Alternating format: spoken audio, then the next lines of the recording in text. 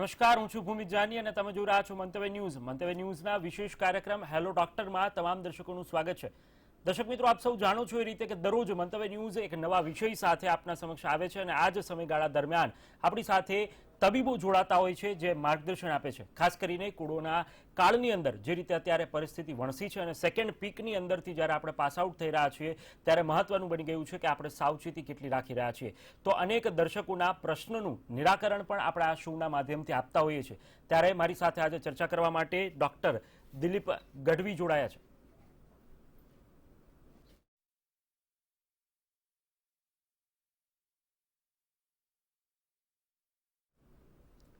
Doctor Dilip, સૌપ્રથમ પ્રશ્ન હું આપને પૂછવા માંગીશ. જે રીતે અત્યારે સેકન્ડ પીક વેવમાંથી આપણે લોકો અત્યારે પસાર થઈ રહ્યા છે અને જે પીક પર છે, કઈ રીતની સાવચેતી લોકોએ રાખવી જોઈએ જેથી કરીને કોરોના સંક્રમણથી બચી શકે? આમ તો જનરલ બધી માહિતી હવે લોકો સુધી છે, પરંતુ સવિશેષ લોકો હજી પણ ક્યાંક ને ક્યાંક બેદરકારી દાખવી રહ્યા છે. આપ આ વાતને કઈ રીતે જુઓ છો? ભૂમિકભાઈ, જાણ્યા સમજ્યા પછી પણ વસ્તુનું અમલીકરણ નહીં કરવું ને, એ આપણી સૌથી મોટી ત્રુટિ ગણાય. છેલ્લા 1.5 વર્ષથી વિશ્વને કોરોના જોડેનો એક સંબંધ બની ગયો છે એમ કહીએ તો ચાલે. બધાને ખબર છે સોશિયલ ડિસ્ટન્સિંગ, માસ્ક અને સેનિટાઇઝેશન, આ 3 વસ્તુ એ આપણા માટે લાઈફ સેવિંગ વસ્તુ છે. આટલું જાણ્યા પછી પણ આપણી ત્યાં પ્રજા એ બેદરકાર રહી છે અને આપણે સલાહ આપીએ પણ અમલ નથી કરતા. એટલે સૌથી મોટી વસ્તુ આ થઈ છે. અને જ્યારે કોરોના આવ્યો ને ત્યારે વડાપ્રધાન સાહેબે કોરોના કોઈ રોડ ઉપર નીકળે ના આવ્યું એવું સ્લોગન આપ્યું હતું. પરિસ્થિતિ એવી થઈ છે કે દિવાળી ઉપર અને દિવાળી પછી આપણે ઘરમાં જ નથી રહ્યા. દરેક માણસ એવું માની લીધું, ઇવન સરકારે પણ એવું માન્યું કે આપણે આ પતી ગયું છે એટલે આપણે હવે સલામત થઈ ગયા છે અને હવે કોરોના વેનિશ થઈ જશે. અને એવું લાગતું હતું કે હવે માસ્ક જતો રહેશે. આવી જબરજસ્ત સુનામી આવશે કોરોનાની એવી સરકારે પણ વિચાર્યું હતું અને સામાન્ય માણસે પણ નહીં. હા, આપણે એવું છાપા વાંચીએ છીએ કે અમુક લોકો જે આમાં રિસર્ચમાં કામ કરતા હતા એ લોકોએ વોર્ન કર્યું હતું કે એલર્ટ રહેજો, સેકન્ડ વેવ ખતરનાક આવી શકે છે. પણ આપણે થોડાક બેદરકાર રહ્યા અને એનું પરિણામ અત્યારે ભોગવી રહ્યું છે આખું હિન્દુસ્તાન. કે કાશ્મીરથી કન્યાકુમારી, બંગાળથી ગુજરાત સુધી કોઈ પણ સ્ટેટ એવું બાકી નથી જેમ કહી શકે કે અમે સલામત છે અને અમારે ત્યાં ફિગર ઓછી છે. સાચી વાત છે. ડૉક્ટર, અહીંયા પ્રશ્ન એ ઉત્પન્ન થાય છે, અત્યાર સુધી આપણે જાગૃતતાની વાત કરી, લોકો જાગૃત અમુક અંશે થયા, અમુક અંશે નથી પણ થયા, લોકો ભોગવી રહ્યા છે. પરંતુ જ્યારે હવે કોરોનાની વાત કરીએ છીએ તેવામાં કોરોના મુક્ત થયાના સૌથી વધારે કિસ્સાઓ છે. રિકવરી પણ ધીરે ધીરે દેશની અંદર વધી રહી છે. પરંતુ પ્રશ્ન એ ઉઠે છે કે રિકવરી પછી ઘણા દર્દીઓ એવા હોય છે કે જેમને રિકવરી પછી કઈ પ્રકારની તકેદારી રાખવી, કઈ પ્રકારની દવાઓ લેવી અને ઇમ્યુનિટી કઈ રીતે વધારવી, કારણ કે નબળાઈનું જે પ્રશ્ન છે તે પોસ્ટ કોવિડમાં સૌથી મોટી સમસ્યા છે. આ વાતમાં આપ કઈ રીતે જુઓ છો અને દર્દીઓએ શું કરવું જોઈએ? નંબર 1, મેં જેમ પહેલાં કહ્યું કે કોરોનાનો આપણો સંબંધ 1.5 વર્ષનો જ છે. વિશ્વના કોઈ પણ દેશ પાસે આની એક્ઝેક્ટ સાચી ટ્રીટમેન્ટ અથવા કઈ રીતે વર્તશે ભવિષ્યમાં અથવા અત્યારે પણ કઈ રીતે એનું કોઈ સાચું આપણી પાસે 100% નોલેજ નથી. હા, આપણે 90% સુધી માનીએ છીએ કે આ રીતે થાય છે અને આવું કરવું જોઈએ. આજના જ એક ન્યૂઝપેપરમાં એક દિલ્હીના એક યુવાનનો ફોટો આપ્યો છે કે 3 વખત કોરોનાથી સંક્રમિત થયો. આ તો જસ્ટ એટલા માટે કહું છું, આપણે મને કે એક વખત કોરોના થઈ ગયો, આપણામાં એ વાયરસ આવી ગયા, આપણામાં ઇમ્યુનિટી ડેવલપ થઈ ગઈ એટલે હવે મને વાંધો નહીં આવે. પણ એ વસ્તુ નથી. એનું એક ઉદાહરણ છે, આજના જ ન્યૂઝપેપરમાં આ વસ્તુ આવેલી છે. મોટે ભાગે એવું થાય છે કે જેને કોરોના થાય છે એમાં 70% લોકોને માઇલ્ડ સિમ્ટમ્સ હોય છે, 30%માંથી 20%ને મોડરેટ સિમ્ટમ્સ એટલે થોડા વધારે કહેવાય, અને 10%ને સિરિયસ તકલીફો હોય છે. અને આ 10%માંથી 5-7%ને આપણે હોસ્પિટલ એડમિશન કમ્પલસરી કરવું પડે છે. અને એમને જે પણ જાત જાતના તમે ઇન્જેક્શનોના નામ તો બહુ સાંભળ્યા છે કે છાપામાં બધું બહુ આવ્યું છે, રેમડેસિવિર હોય, ટોઝિલોસુમ હોય, ઓક્સિજન, વેન્ટિલેટર, આ બધા એવાના મતલબ જે અત્યાર સુધી માત્ર ડૉક્ટર સમાજ જ પરિચિત હતો, આજે કોમન મેનના બધી જ વસ્તુની ખબર પડતી થઈ ગઈ છે. કારણ કે ટીવી મીડિયા અને ન્યૂઝપેપર, પ્રેસ મીડિયા આ બધા એમાં જાગૃતિ લાવી છે એટલે લોકો જાણતા થઈ ગયા છે. એટલે મોટે ભાગે એવું થાય છે કે 70% લોકોને કોરોના થાય, મટી જાય, ઇમ્યુનિટી આવી જાય પછી નથી થતું. બાકીના લોકોને થોડી હોસ્પિટલની સારવાર, ઇન્જેક્શનની જરૂર પડે છે અને થોડાક લોકોને આપણે ફૂલ ઓક્સિજન સપોર્ટ આપવો પડે છે. એ નેઝલ ઓક્સિજન હોય, બાયપેપથી હોય કે વેન્ટિલેટરથી આપવું પડે છે. એમાંથી જે લોકો સિરિયસ કન્ડિશનમાંથી જે સાજા થાય છે ને ભૌમિકભાઈ, એ લોકોને કોરોના પછી તકલીફ થાય છે. યુઝ્યુઅલી માઇલ્ડ મોડરેટ વાળાને કોઈ થતી નથી. આવું એક આટલા વર્ષો એટલે છેલ્લા તારણ આવેલું છે.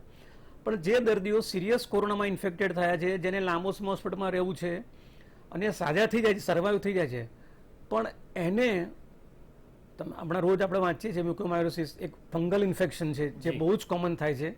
એટલે એમાં પહેલાં તો નેઝલ સર્જરીથી એને કાઢી નાખવું પડે છે અમુક ડેબ્રાઇડમેન્ટ, અને પછી ભારે ઇન્જેક્શનનો એનો 2 મહિનાનો કોર્સ કરવો પડે છે. હવે આ એટલી બધી કોસ્ટલી ટ્રીટમેન્ટ છે કે મધ્યમ વર્ગનો માણસ જો 25, 30, 40 લાખના ફ્લેટમાં રહેતો હોય ને તો એણે જો જીવવું હોય ને તો એણે ફ્લેટ વેચવો પડે એ સ્થિતિમાં આવી જાય. કારણ કે ડ્રગની કોસ્ટ અને હોસ્પિટલાઇઝેશનનું એ એના ગજા બહાર નીકળે જેવી પરિસ્થિતિ છે. જી ચોક્કસ. ડૉક્ટર, આપણી સાથે એક કોલર જોડાયા છે, તેમની પાસેથી તેમનો પ્રશ્ન જાણીએ. હલો. હેલો. જી, આપ ક્યાંથી બોલો છો અને આપનો પ્રશ્ન જણાવશો? પ્રશ્ન મારો એ કે હું વીરપુર બોલું છું, તાલુકો માંથી બોલું છું. તમારે વેક્સિન મૂકવાની છે તો પેલા ડોક્ટરે એવું કીધું કે તમારે જે લોહી પતલું કરવાની દવા ચાલે છે, વેક્સિન ના મુકાય. એના માટે મેં ફોન કર્યો. ડૉક્ટર, વેક્સિનને લઈને એમનો પ્રશ્ન છે. તે કહી રહ્યા છે તેમની કોઈ દવા ચાલુ છે, તેટલા માટે તેમને રસી ન મુકાવી જોઈએ. આ પ્રકારનું તેમનો પ્રશ્ન છે. એટલે કઈ દવા ચાલે છે? પતલું કરવાની બીપી છે મારે. BP, blood pressure?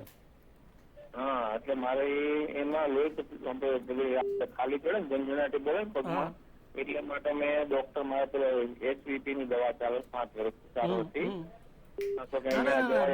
બીપી અને ડાયાબિટીસ તો હિન્દુસ્તાનમાં છે ને રેમ્પન્ટ છે. રેમ્પન્ટ એટલે બહુ મોટા પ્રમાણમાં છે. અને આ વેક્સિન લેવાથી બીપી કે ડાયાબિટીસ વાળા પેશન્ટને ઉલટાને એને વહેલા લેવી જોઈએ. કારણ કે બીપી અને ડાયાબિટીસ વાળા પેશન્ટને કોરોના થવાના ચાન્સીસ એ બીજા પેશન્ટ કરતાં વધારે છે. એટલે જો મારે પ્રાયોરિટીમાં 10 પેશન્ટ ઊભા હોય ને મને એમ કહ્યું કે તમારે આમાં વેક્સિન આપવાની છે, તમારી જોડે 5 ડોઝ છે, તો પહેલાં 10માંથી 5ને પૂછું કે આમાંથી બીપી અને ડાયાબિટીસ વાળા કેટલા છે. એને પહેલી આપવી જરૂરી છે કારણ કે એને રિસ્ક ફેક્ટર વધી જાય છે. એટલે ના લેવાય એવી વાત જ ખોટી છે. અને વેક્સિન લેવાથી 100% તમે સિક્યોર છો એવું પણ નથી. પણ એવું એક તારણ આવ્યું છે છેલ્લા 6-8 મહિનામાં વેક્સિન લીધા પછી કે જે લોકો વેક્સિન લીધી હોય છે એને કોરોનાની અસર એકંદરે ઓછી થાય છે અને એની રિકવરી વહેલી આવે છે. ધારો કે સામાન્ય પેશન્ટને 15 દિવસ દાખલ રાખવો પડે, આ ભાઈને 5 દિવસમાં મુક્ત આપણે કરી શકીએ ભાઈ તમે સાજા થઈ ગયા છો. જી ચોક્કસ. ડૉક્ટર, આપણી સાથે વધુ એક કોલર જોડાયા છે, તેમની પાસેથી જાણીએ. હલો. હેલો. જી, આપનો પ્રશ્ન જણાવશો? વેક્સિન લીધા પછી એન્ટીબોડીઝ થાય તો એન્ટીબોડીઝ એટલે શું?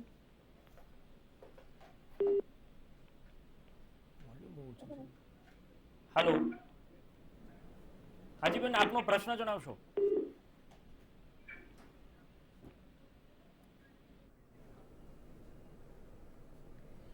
લાગે છે કોલરનો સંપર્ક છૂટી ગયો છે. આપણી સાથે વધુ એક કોલર જોડાય છે, તેમની સાથે વાત કરીશું. હલો.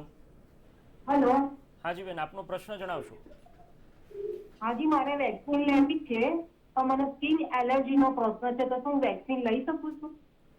આ વેક્સિનથી અત્યાર સુધી એવું ક્યાંય સાબિત નથી થયું કે અમુક પ્રકારની એલર્જી હોય તો એટલે એની સિરિયસ સાઇડ ઇફેક્ટ કોઈ પણ દવા હોય, કોઈ પણ સાદી દવા, હું તો કહું પેરાસિટામોલની પણ લાખ જણમાં એક જણને સાઇડ ઇફેક્ટ આવી શકે છે.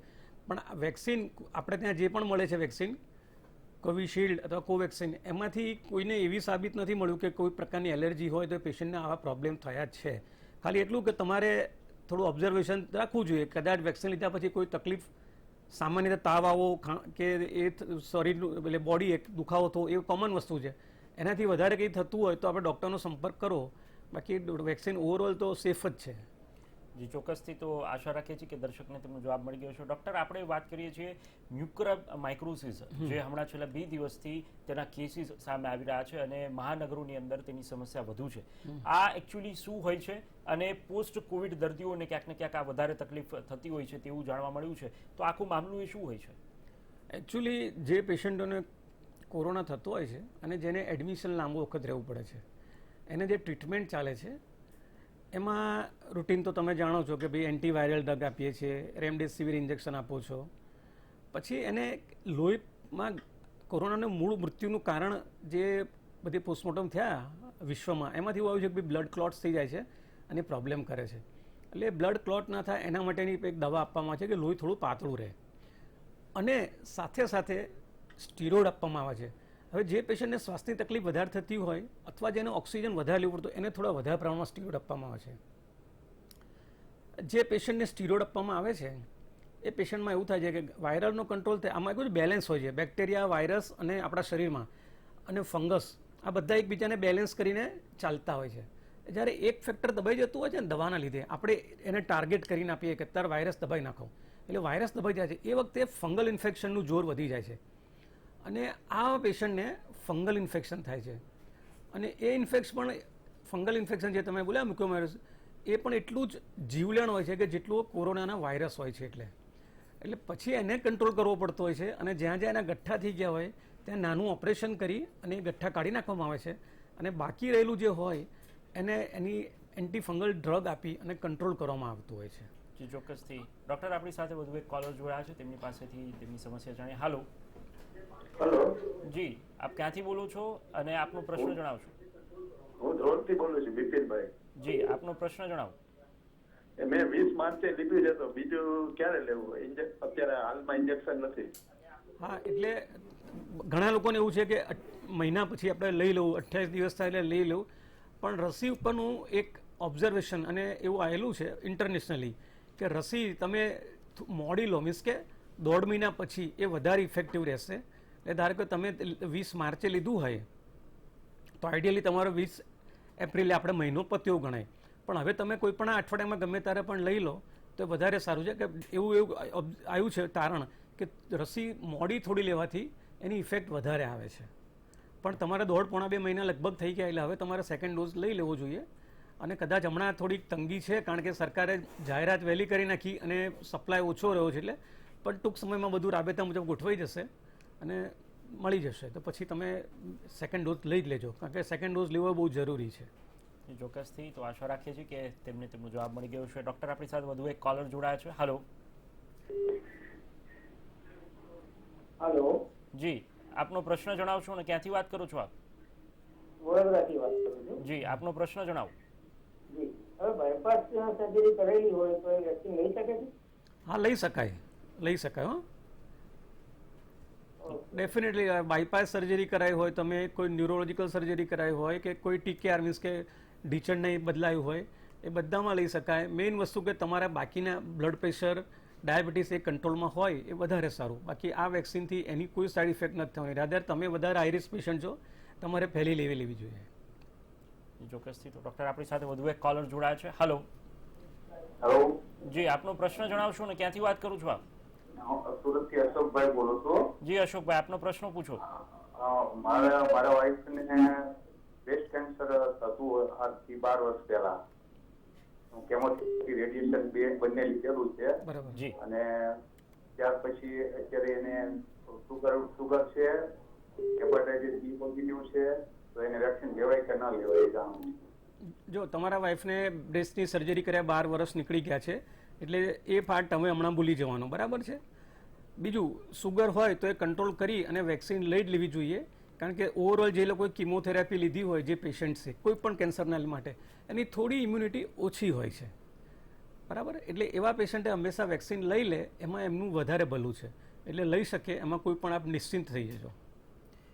ડૉક્ટર, એક વાત અહીંયા સાફ થઈ રહી છે કે લોકોમાં વેક્સિનને લઈને જાગૃતતા છે, પરંતુ માહિતીનો અભાવ છે, કાં તો ડરી રહ્યા છે, કાં તેમના મનમાં અનેક આશંકાઓ છે કે મારે લઈ શકાય કે ન લઈ શકાય. એટલે માનું છું ત્યાં સુધી કે આ જે સમસ્યા છે તેને લઈને કોઈ પ્રોપર ગાઈડલાઇન્સની સાથે લોકોને જાગૃત કરવાની આ તકે મને લાગે છે કે વધારે જરૂર હોય. એટલે આમાં કેવું છે કે મિથ એટલે ભ્રમણાઓ, વેક્સિન અંગેની જાતની ભ્રમણાઓ બહુ થઈ, અને આપણે ત્યાં વોટ્સએપ યુનિવર્સિટી છે ને એ જેટલું સાચું ભણાવે છે એના કરતાં વધારે છૂટું ભણાવતી હોય છે. એટલે સામાન્ય માણસ બિચારો એમાં જે વાંચે એ માની લે કે આમાં આવું છે માટે આવું જશે, આવું થયું માટે. હવે બીજું ઘણીવાર કેવું થાય છે કે મેં તમને એમ કોઈ પણ વસ્તુ હોય એના અમુક આટલા બધા પ્લેન ઉડે છે તો નક્કી હોય છે કે એકાદ પ્લેન તો મહિને એકાદ ક્યાંક પડવાનું જ છે. આટલી બધી ટ્રેન દોડે છે તો કોઈક ટ્રેનને એક્સિડન્ટ થવાનો જ છે, એ નક્કી જ હોય છે. એમ આટલા બધા લોકોને વેક્સિન આપો તો કોકને વેક્સિનનું રિએક્શન આવી શકે છે, વેરી રેર, કોઈ પણ દવાનું રિએક્શન આવી શકે છે, પણ એના લીધે બાકીના 99,999 સલામત રહે છે. આપણે એ ભૂલી જઈએ છીએ, આપણે હંમેશા એક વ્યક્તિ ઉપર ટાર્ગેટ આપીએ છીએ, એ આપણી ભૂલ છે. અને વેક્સિન લેવાથી તમને જેટલી સલામતી મળે છે એટલી ના લેવાથી નથી જ મળતી.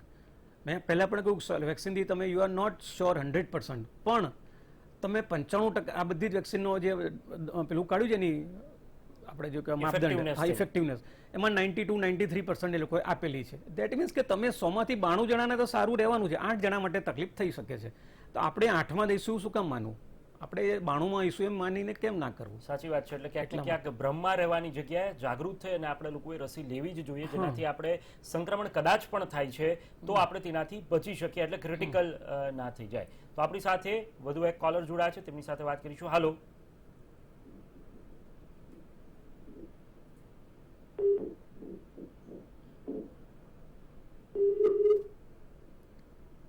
સંપર્ક તેમનો કપાઈ ચૂક્યો છે. ડોક્ટર, આપણે વેક્સિનેશનની વાત કરીએ છીએ અને તેની અવેરનેસની પણ વાત કરી, પરંતુ હવે એક પ્રશ્ન એ આવે છે કે ઘણા લોકોની અંદર અવઢવ એવો હોય છે કે જે અમે હોમ આઇસોલેશનમાં હોઈએ તો કોરોનાની સારવાર, એમને માઇલ્ડ સિમ્ટમ્સ હોય અને તે ઘરે કોઈ હોમ આઇસોલેશન પેકેજ લઈ અને ઘરે સારવાર કરતા હોય, પરંતુ તેમને પણ અચાનક એક પ્રશ્ન એવો થતો હોય છે કે કોઈ દિવસ રાતના ઓક્સિજન લેવલ ઘટી જવું અથવા તો અચાનક જ ઓક્સિજન લેવલ ડાઉન થઈ જવું, જેના કારણે તેમને શ્વાસ લેવાની તકલીફ ના બધું થતું હોય છે. તો જે હોમ આઇસોલેશનના જે દર્દીઓ છે તેમને કઈ કઈ પ્રકારની વિશેષ કાળજીઓ રાખવી જોઈએ? કારણ કે હોસ્પિટલની અંદર એડમિટ હોય તો તમને બધી ગાઈડન્સ અને ટ્રીટમેન્ટ એ તાત્કાલિક મળી જવાની છે, પરંતુ હોમ આઇસોલેશનમાં હોય તો ત્યાં તકલીફ સર્જાઈ શકે છે. હા, બહુ મહત્વનો પ્રશ્ન પૂછ્યો અને ઘણીવાર આની ચર્ચા કરવાનું મન થતું હોય છે. આજે મને મળ્યું છે પોડિયમ તો હું ખુશ છું.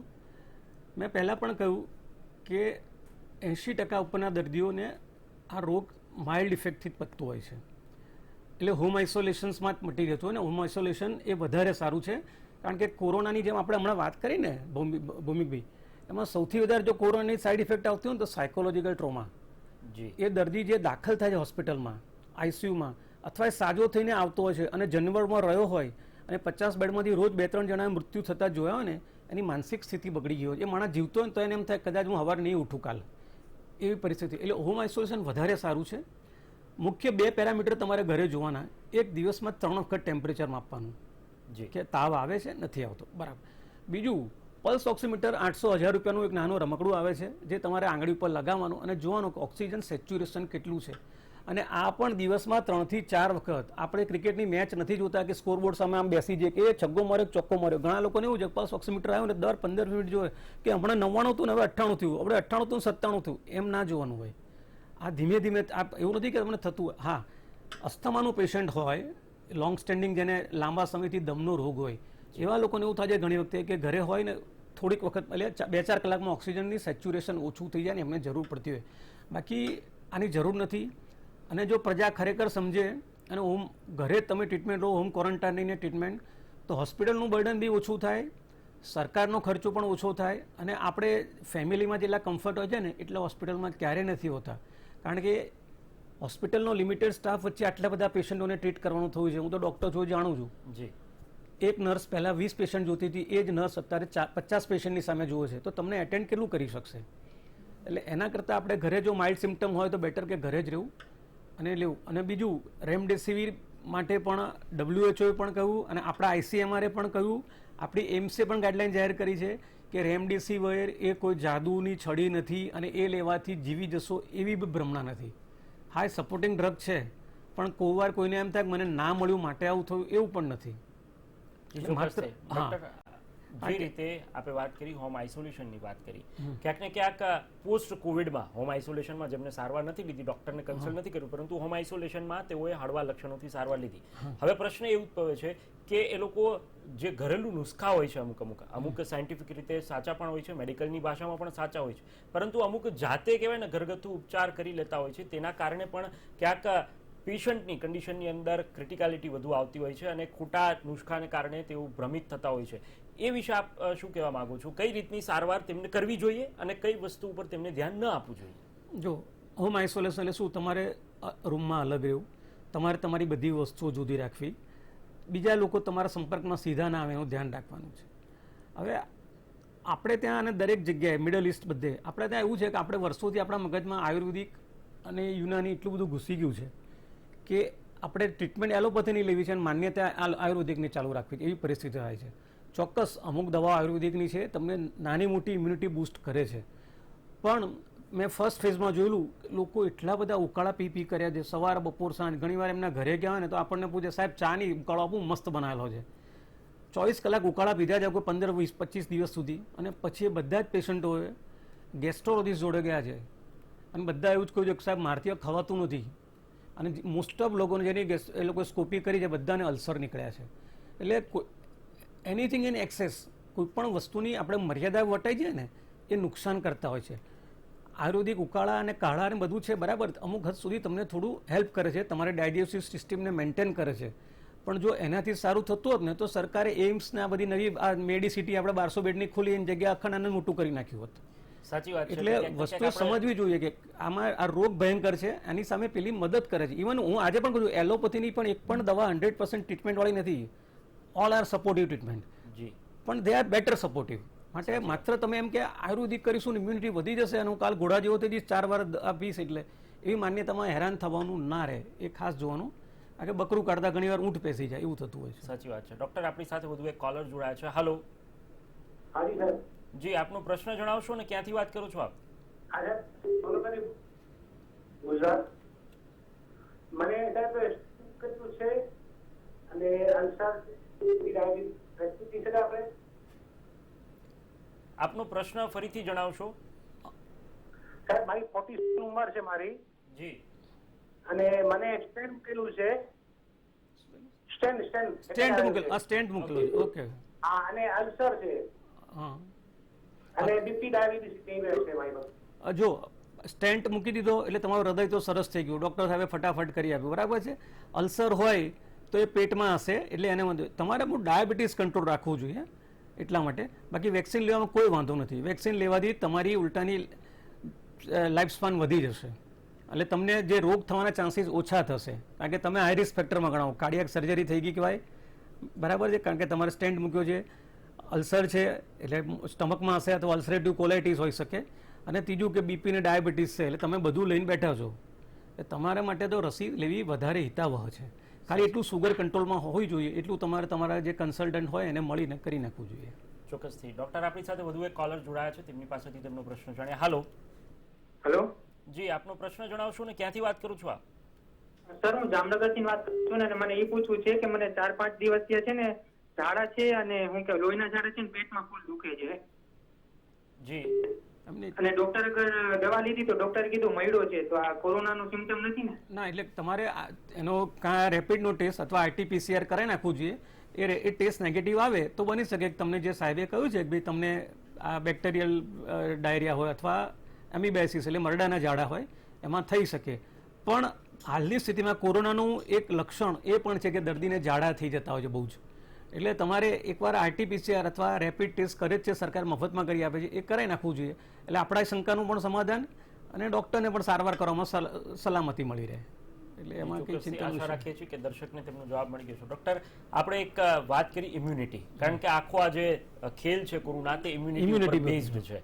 તો ઇમ્યુનિટી વધારવા માટે અત્યારે નત નુસ્ખાઓ આવી રહ્યા છે, ઘણી બધી દવાઓ આવી રહી છે અને લોકો એ લઈ પણ રહ્યા છે કે મારી ઇમ્યુનિટી તાત્કાલિક વધી જાય. પરંતુ પ્રશ્ન એ છે કે ઇમ્યુનિટી વધારવા માટે અને ઇમ્યુનિટી ટકાવી રાખવા માટે કોરોના મુક્ત થયા પછી અને કોરોના લાગે ને એ માટે કઈ કઈ પ્રકારનું આપણે કાળજી રાખવી જોઈએ?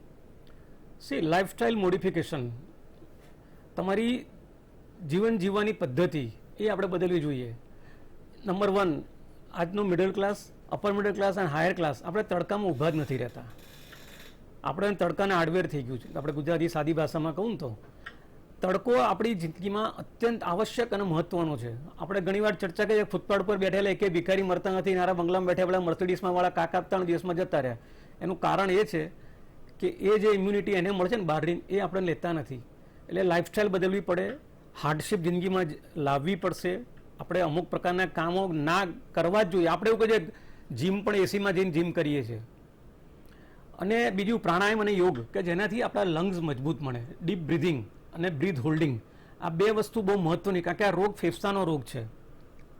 એટલે વોટ્સઅપ પર જોક પણ ચાલે છે કે સાલી આપણે ઘરવાળીને દિલમાં રાખીને કદાચ ફેફસામાં રાખી હોત ને તો આને આવવા નથી દીધો. એ સરસ, એ બહુ માર્મિક છે, ટાણો મારેલો છે, એ વાત સાચી છે. પણ આપણે ફેફસા મજબૂત કરવાના છે એટલે ફેફસા મજબૂત કરવા યોગ અને પ્રાણાયામ બહુ જરૂરી છે. બીજું, યંગસ્ટર્સ, આ વખતે જે કોરોના સેકન્ડ વેવ આવ્યો છે એમાં અંડર 40s બહુ બધા લોકો મરી ગયા છે. અને એટલે સરકારે એવું જાહેર કર્યું કે યંગસ્ટર્સને આપણે પ્રાયોરિટીમાં વેક્સિન આપી. કારણ આપણી લાઇફસ્ટાઇલ પાનના ગલ્લે જવું હોય તો પણ આપણે એક્ટિવ અને સેલ મારીએ છીએ, કિક મારવાનું ભૂલી ગયા છીએ, આપણે ચાલતા નથી. આપણે ખાવામાં પાસ્તા પીઝા નાની મોટી જે વસ્તુઓ પાઉંભાજી એમાં જ આપણો સાંજ પડે આપણે ઉડાડી નાખીએ છીએ. એટલે આ બધું ભગવાન થોડું આપણને સમજાવે છે કે તું જે ખાતો હતો ને આપણા વડીલો કે બાજરી જાર રોટલી અને સાદા શાક એ ખાતા શીખ ભાઈ. એટલે લાઇફસ્ટાઇલ મોડિફિકેશન તો આપણે લાવવું જ પડશે. કોરોના આજે આવ્યો છે, જતો રહેશે, ફરી ક્યારે આવશે આપણને ખબર નથી, પણ આ કોરોના ઇનકાલ કોઈ બીજી મહામારી આવશે. પણ બોડી બિલ્ડઅપ કરવું એ આપણે જાતે કરવું પડતું હોય છે અને એના માટે આપણે કરવું પડશે તો જ થશે. સાચી વાત છે ડોક્ટર, જે રીતે આપણે બાકી કહ્યું ઇમ્યુનિટી કોઈ દવા લેવાથી ઇમ્યુનિટી ના જાય. સાચી વાત છે. એટલે ખાલી કોઈ ભ્રમમાં આવી અને કોઈ દવા હા. પી લે કે તમે જે વાત કરી કે કોઈ ઉકાળા કે એવું પીવાથી ઇમ્યુનિટી વધી નથી જતી. પરંતુ આ બધા વચ્ચે દર્શક મિત્રો ડોક્ટર દિલીપ આપણી સાથે જોડાયા. ડોક્ટર દિલીપ, આપનો ખૂબ ખૂબ આભાર કે આપ તમામ દર્શકોને, મંતવ્ય ન્યૂઝના તમામ દર્શકોને આપે સાચી માહિતી પૂરી પાડી અને માર્ગદર્શન પૂરું પાડ્યું. દર્શક મિત્રો, હેલો ડોક્ટરના માધ્યમથી દરરોજ આપણે આ સમયમાં મળતા હોઈએ છીએ અને જેમાં અનેક કોલર મિત્રો જોડાતા હોય છે, જેમના પ્રશ્ન મૂંઝવતા હોય, ચાહે વેક્સિન હોય, ચાહે કોરોના સારવાર હોય કે કોઈ પણ હોય. એ મંતવ્ય ન્યૂઝ આ માધ્યમથી એનું નિરાકરણ લઈ આવતું હોય છે. તો અત્યારે બસ આટલું જ. હેલો ડોક્ટરમાં આવતીકાલે ફરીથી મળશું નવા વિષય સાથે અને નવા તબીબ સાથે. ત્યાં સુધી જોતા રહો મંતવ્ય ન્યૂઝ અને સાથે જ લોગિન કરી શકો છો અમારી વેબસાઇટ www.mantavynews.com. નમસ્કાર.